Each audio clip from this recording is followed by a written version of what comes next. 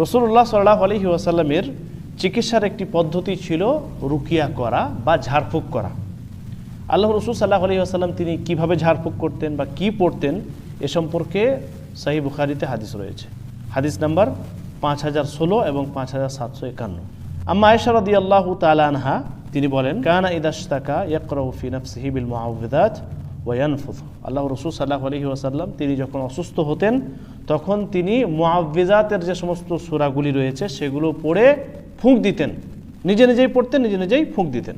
ফালাম্মাশতাদ্দা ওয়াজাউহু, যখন রাসূল সাল্লাল্লাহু আলাইহি ওয়াসাল্লামের অসুস্থতা বেড়ে গেল, বেশি হয়ে গেল, আল্লাহ রাসূল সাল্লাল্লাহু আলাইহি ওয়াসাল্লাম তিনি যখন অসুস্থ হতেন ঝাড়ফুঁক তিনি নিজেই করতেন। যখন তেনার অসুস্থ বেশি হয়ে যেত তখন আম্মা আয়েশা রাদিয়াল্লাহু তাআলা আনহা তিনি বলছেন যে আমি ওই মুআউযিযাতের যে সমস্ত সূরাগুলি রয়েছে সেগুলো আমি পড়ে আল্লাহ রাসূল সাল্লাল্লাহু আলাইহি ওয়াসাল্লামের হাত মোবারক দ্বারা ঝাড়ফুঁক করতাম।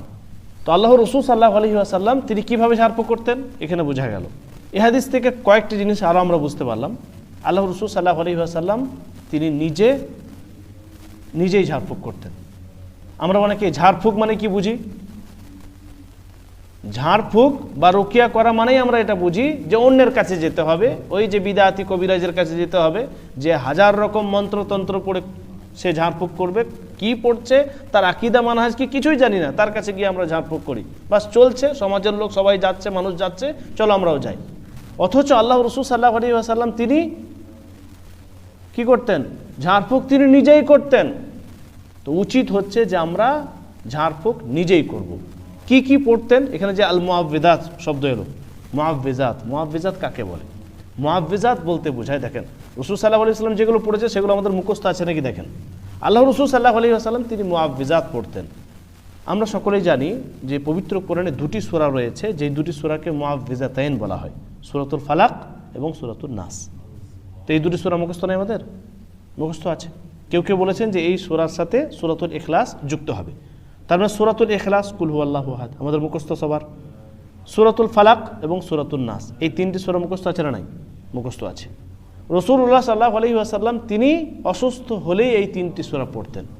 যদিও অন্যের কাছে আপনি ঝাড়ফুঁক নিতে পারবেন, অন্য কেউ আপনাকে করে দিতে পারবে, জায়েজ আছে। যেরকম আম্মা আয়েশা রাদিয়াল্লাহু তাআলা আনহা তিনি রাসূল সাল্লাল্লাহু আলাইহি ওয়াসাল্লামের অসুস্থতা যখন বেড়ে গেল, বেশি অসুখ হয়ে গেল, তখন তিনি ঝাড়ফুঁক করলেন এবং আল্লাহ রাসূল সাল্লাল্লাহু আলাইহি ওয়াসাল্লামের মোবারক হাত দ্বারা তিনার শরীর মোবারক মাসাহ করে দিয়েছিলেন।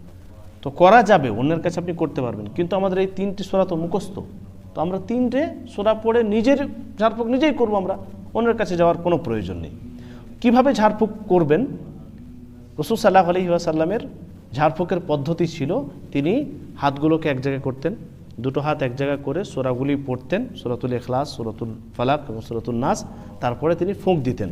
এখানে নুন ফা সা নাফাস শব্দ এসেছে, একটা হচ্ছে নাফাখ খা দিয়ে, নাফাখ নুন ফা খ, তো নাফাখ মানে হচ্ছে ফুঁক দেওয়া, আর একটা হচ্ছে নাফাস নুন ফা সা, এখানে নুন ফা সা নাফাস শব্দ এসছে।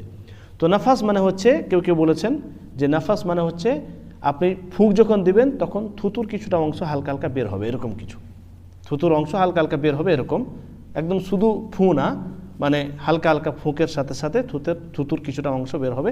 তো রাসূল সাল্লাল্লাহু আলাইহি ওয়াসাল্লাম তিনি হাতে কি করতেন? সূরাগুলি পড়ে ফুঁক দিতেন এবং তারপরে মুখমণ্ডল বা শরীরে তিনি মাসাহ করে নিতেন। তাহলে আমরা শিখলাম কি? রাসূল সাল্লাল্লাহু আলাইহি ওয়াসাল্লামের একটি শারঈ চিকিৎসা শিখলাম যে যখনই আমাদের অসুস্থ হবে, যখনই আমরা অসুস্থ হব, তখন কি পড়ব?